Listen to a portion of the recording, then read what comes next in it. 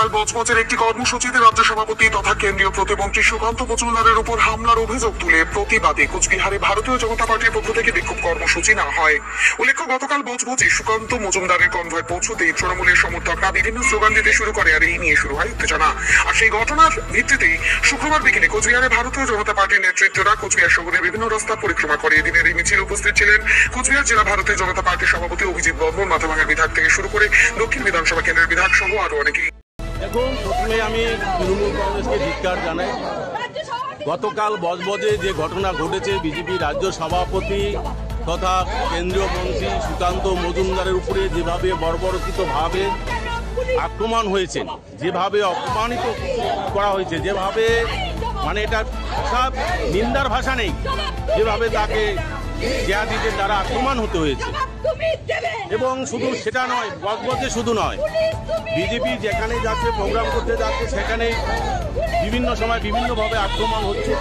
আপনারা জানেন, মালদা মথাবাড়ি থেকে শুরু করে মুর্শিদাবাদ, খিদিরপুর, ডায়মন্ড হারবার, মহেশতলা পৌরসভা থেকে শুরু করে বিভিন্ন জায়গা আজকে তৃণমূল কংগ্রেস তাদের জিহাদিদের যেভাবে বিজেপির উপরে আক্রমণ চালাচ্ছে, কুচবিহার বাদ দিয়েও নয়, বিভিন্ন জায়গায় কুচবিহারের সিটাই, শীতলকুচি এবং দিনহাটা বিভিন্ন জায়গায় কর্মীদের উপরে তারা হামলা চালাচ্ছে।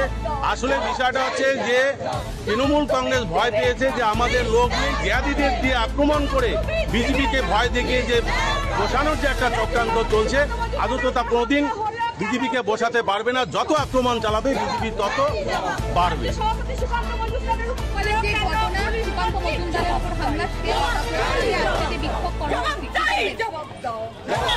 তৃণমূল কংগ্রেস জনসমর্থন হারিয়েছে।